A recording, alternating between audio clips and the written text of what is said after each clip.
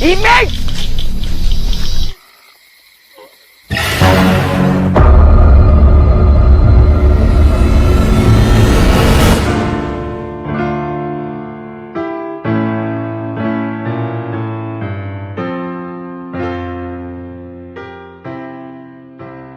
Halo, assalamualaikum, selamat datang di channel THH Stories.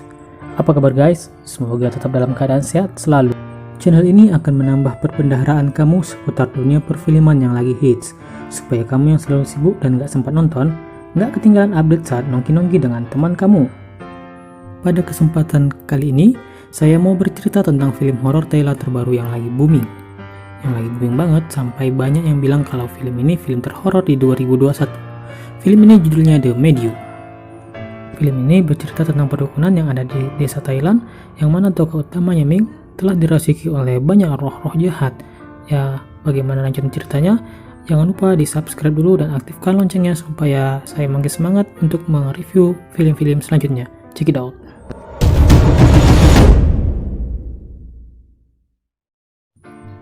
Film dimulai dengan adegan wawancara dukun Nim dengan latar belakang pedesaan tempat tinggal Ming.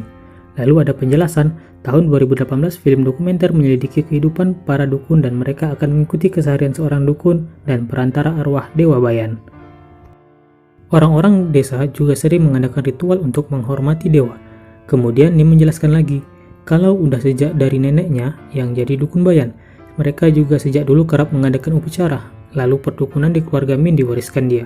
Dia ngejelasin kalau sebenarnya turun ke saudaranya yang bernama Noi, tapi Noi menolak dan memilih Nim. Orang-orang yang memiliki penyakit non-medis banyak datang berobat kepada Nim. Sebenarnya nuansa desa asik banget sebenarnya. Tapi ya, walaupun creepy, terus konsep film ini dibuat layaknya dokumenter.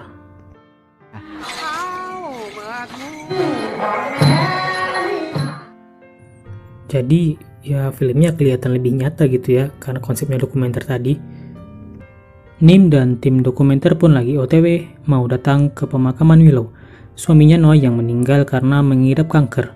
Nim juga menyertain kalau keluarga Noi banyak yang meninggal tragis, sampai putra sulungnya pun meninggal tragis juga. Di upacara pemakaman, Nim juga ngejelasin bahwa mereka ada 3 bersaudara. Ada Mani kakak tertua, lalu Noi anak kedua, dan Nim yang paling kecil atau yang paling bontot. Kemudian Noi juga punya anak cewek yang bernama Ming. Pas malam harinya, Ming minta tolong kepada Nim untuk diambilin sesuatu. Tapi Nim merasa ada yang aneh di saat memegang tangannya. Dan juga Ming ngamuk-ngamuk, gak tahu kenapa marah ke omnya yang lagi main kartu. Bahkan Ming kasar banget sampai nendang juga. Setelah orang-orang pulang, Nim masuk ke ruang tempat tidur dan melihat Ming lagi saling pandang dengan nenek-nenek yang gak tahu siapa. Tapi memang aneh, Nim manggil Ming, tapi Ming gak nyaut panggilan Nim. Keesokan harinya, nenek-nenek yang semalam ditemukan koit alias meninggal dunia. Terus Ming ini tingkah lakunya aneh banget, Nim sadar akan hal ini. Keesokan harinya, Nim datang ke rumah Noi dan memeriksa kamar Ming. Beneran aja, ada benda aneh yang ditemukan Nim di lemari Ming. Kemudian, pas Ming datang, dia langsung mengusir semua orang yang ada di kamarnya. Nim curiga kalau Ming bakalan jadi dukun, tapi masih belum yakin sepenuhnya. Saat hari menjelang gelap, Ming jalan di jalan setapak diikutin kameramen. Dia menggerutu soal orang yang masuk ke kamarnya. Pas kameramen nanya soal nenek buta, Ming malah nyuruh lihat ada orang aneh di kejauhan. Sepi banget sih, jadi seram. Beberapa hari kemudian, Ming dan teman-temannya hangout di diskotik. Terus Ming pulang duluan. Dia malah nggak ke rumah, tapi ke kantornya. Ming malah tidur di sana. Sampai pagi harinya dia dibangunin sama orang-orang di kantor. Keanehan terjadi lagi, dari kemaluannya Ming keluar darah. Hari itu Ming nggak kerja, dia pulang dengan kondisi kayak sakit. Bahkan ibunya dicuekin saat tanya dia kenapa. Noi pergi menemui kakaknya Mani, dia curhat gitu deh. Mani ngasih saran buat ikut ritual karena ciri-ciri Ming mirip kayak Nim dulu. Tapi Noi masih aja berkeras nggak mau anaknya ikut ritual. Suatu hari, di kantornya Ming dipanggil bosnya ke ruangan. Ternyata hari itu dia dipecat. Dia pun pergi dari kantornya dengan marah-marah. Terus hari ini Ming ikut festival. Dia jadi putri gitu di festival. Anehnya, pas lagi make up, dia gosokin giginya sampai berdarah. Gak cuma sampai di sana. Ketika malam hari festival, Ming kayak cuek aja gitu dipanggil sama keluarganya. Bahkan, dia nimpukin orang-orang yang ada di bawah. Pada keesokan harinya, Ming kayak nggak sadar gitu, dia masih aja datang ke kantor, padahal udah kena pecat. Ya udah jelas diusir sama bosnya. Saat kameramen tanya kenapa Ming dipecat, ternyata penyebabnya Ming sering melakukan zina di kantor saat malam hari. Gobloknya lagi, ya ketangkap CCTV. Malam harinya, Noi dapetin Ming nyakitin dirinya sendiri. Untungnya masih bisa diselamatin dan Ming pun dirawat di rumah sakit. Nim nyamperin keponakannya itu dan Noi jadi mau ngelakuin ritual. Tapi Nim ngomong kalau nggak bisa dengan ritual yang biasa, karena yang di dalam tubuh Ming bukan dewa bayan. Nim pergi dari sana dengan ditemani Mani. Nim masuk ke kamar Ming. Banyak foto almarhum kakaknya Ming yang bernama Mike di sana, dan dari sini ketahuan kalau Mike bukan mati karena kecelakaan tapi dengan menyakiti dirinya sendiri. Kemudian besok harinya Nim datang ke sebuah tempat di mana Mike mengakhiri hidupnya. Di sini Nim berdoa dan ngomong ke Mike kalau jangan bawa Ming pergi. Sementara itu Noi dan Mani membawa pergi Ming ke tempat dukun juga. Ming kayak dijampi-jampi gitu ya. Tahu-tahu aja nih Nim datang dan marah-marah. Dia menghentikan jampi-jampi itu karena berbahaya buat Ming. Dan gak diduga, tiba-tiba aja Ming menyerang ibunya terus berlari langsung pergi dari sana. Nim mengejar keponakannya sampai ke jalan raya, tapi ya udah mau gelap. Mereka semua dibantu dengan warga nyari Ming di semua tempat, bahkan sampai ke hutan-hutan juga, tapi nggak ketemu juga.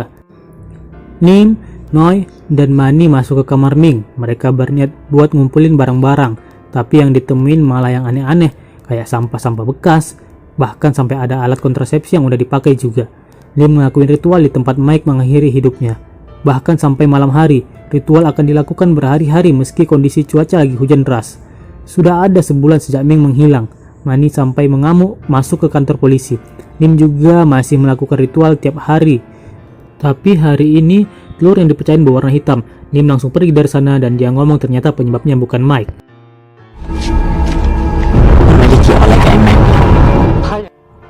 Lalu Nim pergi ke suatu tempat, hutan tepatnya, di mana di dalam hutan terdapat bangunan yang sudah terbengkalai. Kemudian Nim naik ke gedung tersebut. Gedung ini sungguh sangat seram, akar-akar pohon sampai udah nempel di dindingnya. Ternyata benar, ada Ming di sana. Kondisinya udah memprihatinkan banget. Ming langsung dibawa ke rumah sakit dan mengalami dehidrasi dan malnutrisi juga. Ming masih belum sadar tentunya. Lalu Nim naik gunung lagi. Niatnya dia mau ritual lagi di hadapan patung Dewa Bayar. Tapi pas nyampe dia terus kaget karena patung Dewa Bayan dihancurin gak tahu oleh siapa. Di rumahnya Nim yang tahu kalau Ming masih kerasukan, nanyain yang masuk itu siapa. Tapi setan yang masuk cuma ngeledekin doang. Dan tiba-tiba dia mau koyak bajunya, lalu berusaha memperkosa paman Ming yaitu Mani. Akhirnya Ming diikat terus dijampi-jampi oleh Nim. Ming yang masih kesurupan malah sempatnya pulang ngomong kalau Noi sengaja bikin Dewa Bayan pindah ke Nim karena nggak mau jadi dukun. Karena Ming masih kesurupan berat, maka dia diikat di dalam kamar tidurnya. Setelah itu, Ming dibawa ke sebuah tempat yang kayak tempat pengusiran setan gitu ya. Pemimpin di sini bernama Santi, dukun juga kayak Nim. Kata Santi, Ming dirasuki oleh banyak ruh jahat. Banyak banget sampai nggak terhitung. Santi ngomong kalau Ming dirasukin banyak roh jahat yang asalnya dari gedung terbengkalai itu. Ada harapan katanya bisa diusir. Karena menurut Santi yang merasuki cukup kuat, maka Santi sampai menyatukan kekuatan bersama Nim. Mereka menyiapkan ritual berdua, bahkan semua orang yang menjadi dukun pun ikut membantu mereka. Benar-benar niat untuk mengobatinya. Sementara itu tubuh Ming semakin kurus karena Ming tidak mau makan. Walaupun Noi terus berusaha ngasih makan dan ngajak ngomong, bahkan rumah Noi ketika pagi selalu jadi berantakan. Itu karena pada malam harinya diajak-ajak sama Ming. Ya benar aja, di rumah yang sudah dipasang kamera, setiap malam Ming ini selalu ketangkap kamera acak-acak rumah. Bahkan tingkah lakunya menyeramkan banget. Dia juga berusaha nangkap anak anjing. Untungnya masih bisa diselamatkan. Ming juga makan daging mentah, bahkan mengganggu istrinya Mani. Pada saat mereka tidur, Ming selalu mengganggu, berujung pada perut istri Mani yang kesakitan. Ming ngumpetnya juga seram. Gak cuma sampai di sana, malam berikutnya Ming udah makin gila aja. Dia ngerebus anak anjing tadi lalu dagingnya dimakan. Terornya belum berakhir. Tahu-tahu mereka semua panik karena anaknya Mani yang masih bayi hilang. Hilang ya dibawa oleh Ming tentunya. Mereka nyari sampai ke semak-semak. Untungnya sih masih ketemu dan masih hidup. Tapi Ming juga muncul tiba-tiba dalam kegelapan dan menyerang mereka ya walaupun masih bisa dipegangin. Keesokan harinya Noi menyamperin ke rumah Nim, tapi Nim nggak nyaut-nyaut sampai para tetangga ikut membuka paksa pintu rumah Nim. Setelah dibuka, mereka semua kaget. Rumah Nim udah berantakan banget dan penuh dengan belatung. Ternyata Nim sudah meninggal, nggak tahu apa sebabnya. Lalu mereka semua sempat bikin acara pemakaman untuk Nim. Ya, di sini Noi sangat merasa bersalah. Noi sempat temuin Santi saat upacara pemakaman dan dukun ini akan tetap ngadain ritual buat Ming. Sore harinya mereka semua mempersiapkan ritual dari mulai halaman gedung sampai di dalamnya juga. Mereka akan melakukan ritual di lantai 5. Prepare banget. Konsepnya Santi akan mengeluarkan arwah-arwah di dalam tubuh Ming lalu akan dimasukkan ke dalam toples. Seorang cewek yang kayaknya si Ming, kepalanya ditutup kemudian dibawa ke tempat ritual, sementara murid-murid Santi akan berjaga di halaman sepanjang ritual berlangsung. Malam harinya, mereka pun memulai ritual. Mereka membaca mantra-mantra, bahkan ada yang di luar gedung juga. Di sana ada Mani, tapi kok nggak ada Noi. Lalu tiba-tiba angin berhembus kencang. Santi pun berteriak meminta arwah itu untuk keluar.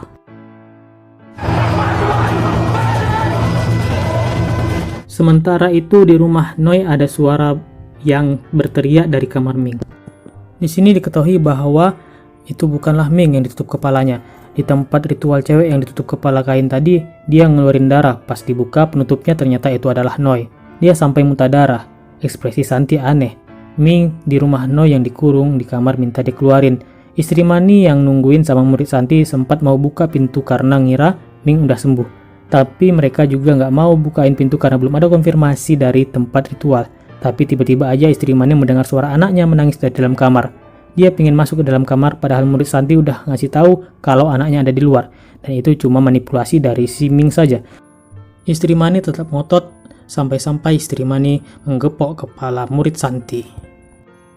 Sementara di dalam gedung ritual masih berlangsung dan bahkan kendi yang ditutup udah bergerak-gerak. Kemudian Santi tahu-tahu aja menghentikan doa. Lalu dia beranjak sambil membawa kendi berdiri di ujung balkon yang tidak ada pagarnya.